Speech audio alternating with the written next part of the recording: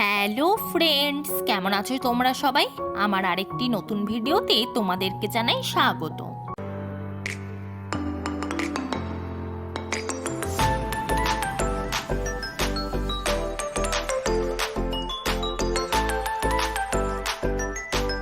আমরা আজকে সবাই মিলে দক্ষিণেশ্বরের মন্দিরে পুজো দিতে যাব। তার জন্য সকাল সকাল সবাই রেডি হয়ে গেছি, আর গাড়িও চলে এসেছে। আমরা যে যার মতো বসে পড়লাম। দাদা এই সিটটা একটু এগাও না, এটা পিছন দিকে হেলে গেছে। ও তাহলে থাক না, ওই যে নামতে হবে মাকে, তাহলে আবার না পিছনে হেলে গেছে। একটু এগোনো যায়। ওর সিট দেখো আর তোমার সিট দেখো, এটা এরকম হবে।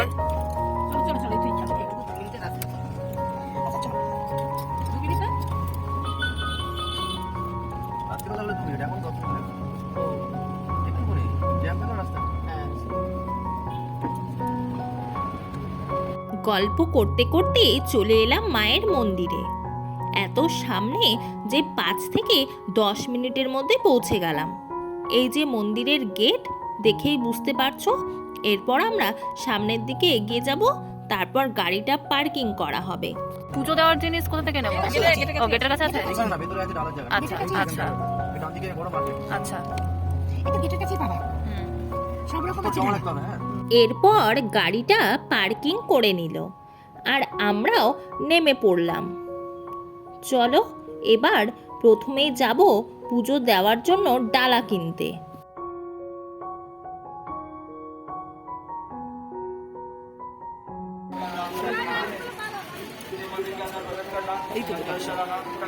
এটা না ডালার দোকান এইদিকে মনে হচ্ছে। ও মাসে কোন দিকে? এইদিকে, এই বাইরে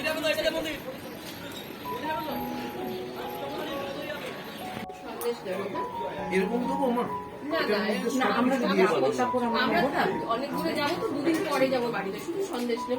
তাহলে এরকম দেবো মা? শাড়ি ছাড়া এগুলো সব কিছু দিয়ে আছে। এটার মধ্যে মিষ্টি আছে, আলতা আছে, সিঁদুর আছে, ফুল আছে, ফল আছে। এটা আপনার 251। শাড়ি ছাড়া তাহলে এটা আপনার 151। এটাও 100 টাকার মধ্যে ডালা করুন। এটা ফল টল থাকতো, মিষ্টিটাও বেশি থাকতো। না 100 টাকার ডালা করে দিন। আমরা প্রসাদের ডালা কিনে নিলাম। যেহেতু আরো 2 দিন পর আমরা বাড়ি যাব, তাই বেশিরভাগ জিনিসই খারাপ হয়ে যেতে পারে।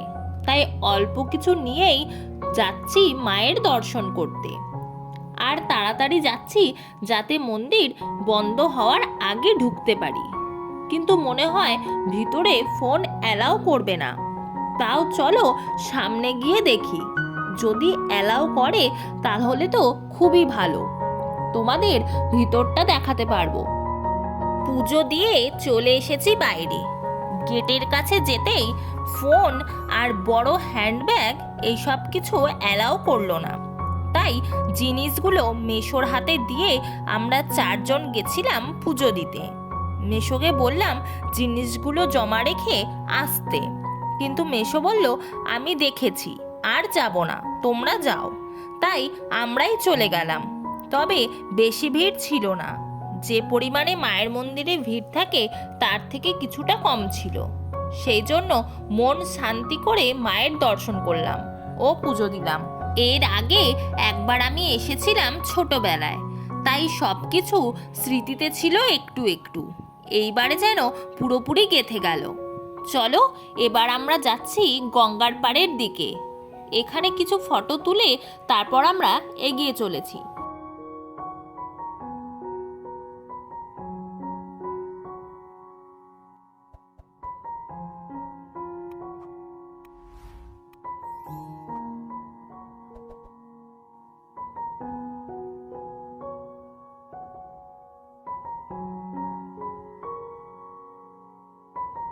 আমরা চলে এসেছি গঙ্গার পাড়ে, আর গঙ্গা থেকে সোজা এই বড় গেটটা দিয়ে মায়ের মন্দিরে যাওয়া যায়।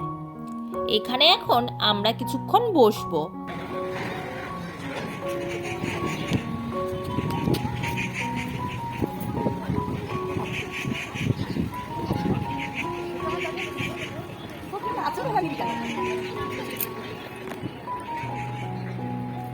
এটা আমি দিয়ে দেবো 3 মাস না না সেইটা না, তাহলে মানে আমরা তো দিব। পয়সা রয়ে গেছে না কি আছে না টাকা হয়নি আছে, সব দিয়ে দিলাম, তবে এখান থেকে আছে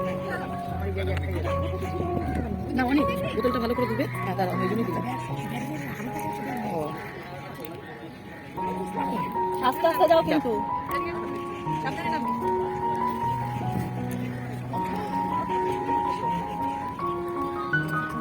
আমি ওই যে জলের বোতলটা নিয়ে আসলাম, জলটাকে খালি করে দিয়ে দিলাম। হ্যাঁ ধুয়ে জল ভরে না, আমার একদম ইয়ে নেই। আর এত সুন্দর এসছি যখন, তাই না? অনেক আর নামতে না বলছে মেশো। হ্যাঁ ওই যে টাকা দিলাম তো, একটু হাতে করে আমার জন্য জল নিয়ে আসবে।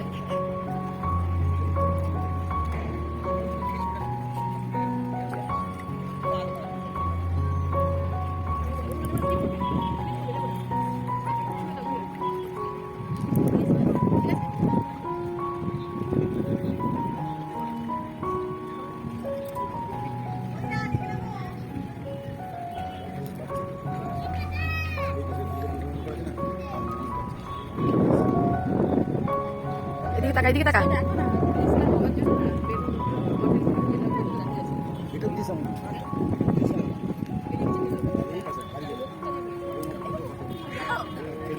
হাতে করে নিয়ে আসো।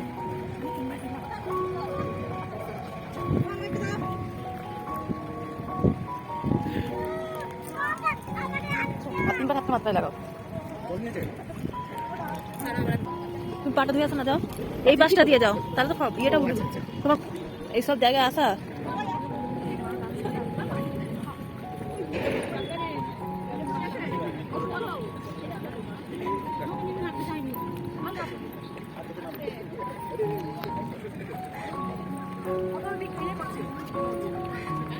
গঙ্গা জল না আমার।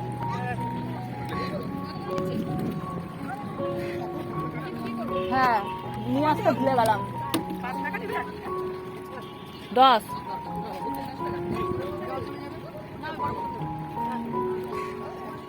বাবা 30 টাকা দরকার নেই।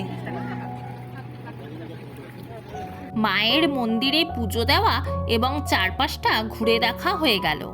এবার আমরা বেরিয়ে পড়লাম, কিন্তু এখনই বাড়ি যাব না। সামনেই নাকি আদ্যা মন্দির আছে, সেই মন্দিরেও একবার দর্শন করে নেব। আমরা পৌঁছে গেলাম মায়ের মন্দিরে। আর কিছুদিন আগেই মেজমাসি ঘুরে গেছে এইসব জায়গা, তাই আমাদেরও ঘুরিয়ে দেখাচ্ছে। ওই দিকটা দিয়ে উঠলে তো ভালো হতো।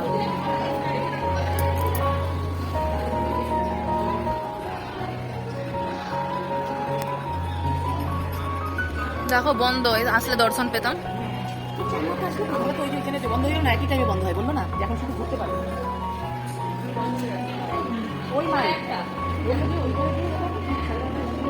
না একটাতে বন্ধ হয়েছে।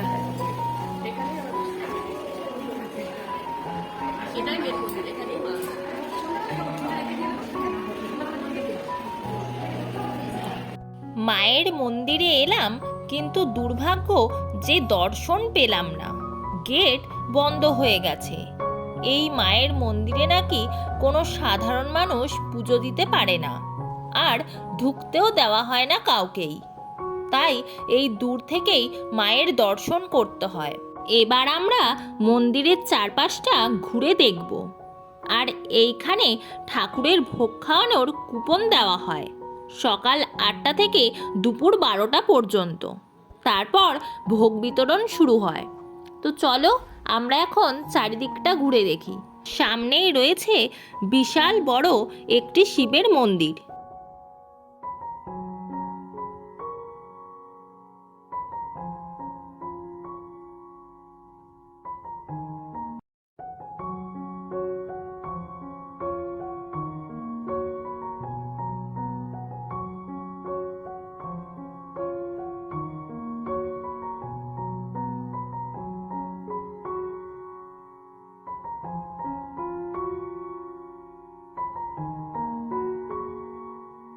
এখন আমরা যাচ্ছি যেখানে ভোগ খাওয়ানো হয় সেই জায়গাটা দেখতে। তো সামনে বড় মাসি, মেজো মাসি ও কুট্টিমা এগিয়ে গেছে, আর আমি যেহেতু ভিডিও করছিলাম তাই মেশোও আমার সাথে সাথে যাচ্ছিল। দেখো সামনে কত ভিড়।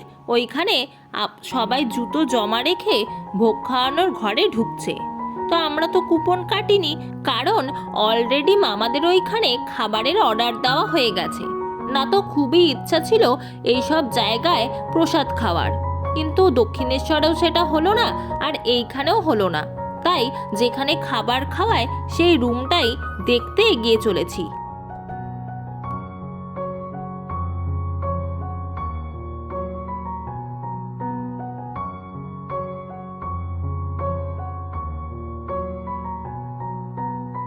এই যে প্রসাদ খাওয়ানোর বিরাট বড় লম্বা হল রুম। আগে নাকি মাটিতে বসে প্রসাদ খাওয়ানো হতো, কিন্তু এখন বেঞ্চের ব্যবস্থা করা হয়েছে।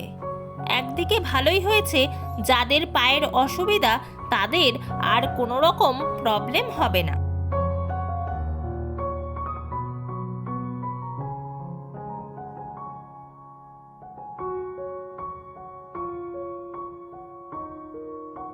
তো এখানে আর সেই রকম কিছু দেখার জিনিস নেই, তবে কাছাকাছি আরেকটা মন্দির ছিল, কি যেন একটা নাম বলেছিল, ভুলে গেছি, কিন্তু সেটাও এখন বন্ধ হয়ে গেছে। তাই আর গিয়ে কোনো লাভ নেই, যেহেতু দর্শন পাবো না তাহলে গিয়ে আর কি হবে। আর অনেকটা বেলাও হয়ে গেছে, প্রায় 2টো মতো বাজতে যায়। এখানে সব আশ্রমের অ্যাম্বুলেন্স রাখা রয়েছে, আর আমরাও এখন গাড়ির দিকে এগিয়ে যাচ্ছি। সামনেই গাড়ি পার্কিং করা আছে, তাতে উঠে পড়ব। কুট্টিমা তার সামনের সিটে বসে পড়ল, মেশো একদম পিছনে, আর মাঝখানে 2 মাসি আর আমি। এখন যাব সোজা বাড়ি। আর একটা কথা ফ্রেন্ডস, তোমরা ভিডিও দেখছো কিন্তু একটা লাইকও দিচ্ছ না আর চ্যানেলটাকে সাবস্ক্রাইব করছো না, প্লিজ একটু করে দিও। তো আজকের ভিডিওটি এই পর্যন্তই, আবার দেখা হবে নতুন কোনো ভিডিওর সঙ্গে। ততদিন তোমরা সুস্থ থেকো, ভালো থেকো আর আমার পাশে থেকো। টাটা।